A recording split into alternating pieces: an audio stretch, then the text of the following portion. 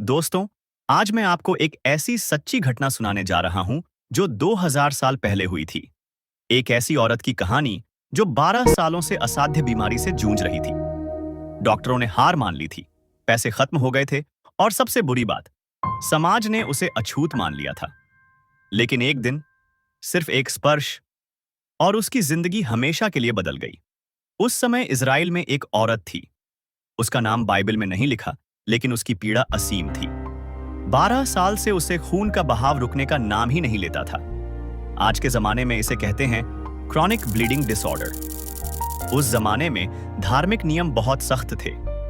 खून बहने वाली औरत को अशुद्ध माना जाता था। वो किसी को छू नहीं सकती थी, सार्वजनिक जगह नहीं जा सकती थी, यहां तक कि मंदिर में भी प्रवेश निषेध था।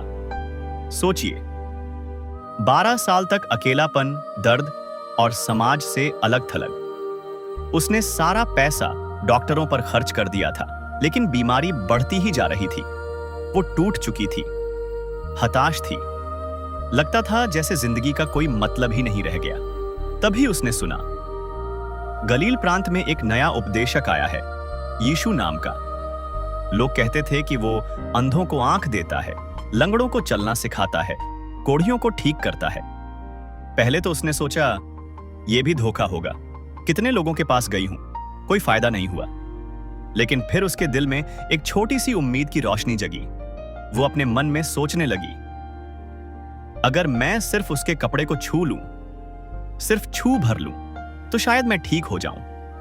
ये विचार उसके दिल में घर कर गया। दिन रात बस यही सोचती रहती, सिर्फ एक स्पर्श, बस एक स्पर्श। एक दिन उसे पता चला कि यीशु उसके शहर आने वाले हैं।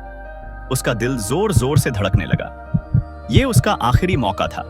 लेकिन समस्या ये थी, वो तो अशुद्ध मानी जाती थी। अगर किसी को पता चल जाए कि वो भीड़ में घुसी है, तो लोग उसे मार भी सकते थे।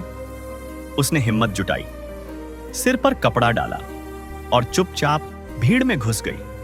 दिल की धड़कनें तेज हो रही थी। हर कदम पर डर लग रहा था कि कहीं कोई पहचान न जाए। भीड़ भारी थी। सैकड़ों लोग यीशु को देखने आए थे। वो धकेलती हुई, छुपती हुई आगे बढ़ रही थी।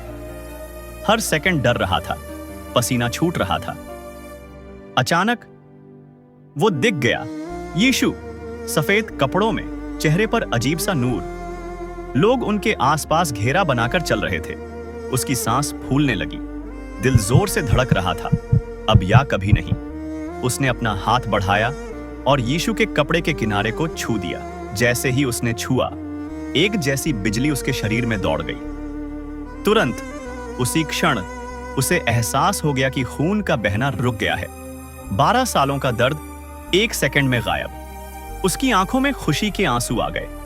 वो चुपचाप भीड़ में छुप जाना चाहती थी, लेकिन तभी यीशु रुक गए। वो मुड़े और पूछा, किसने मुझे छुआ? शिष्य चौंक गए।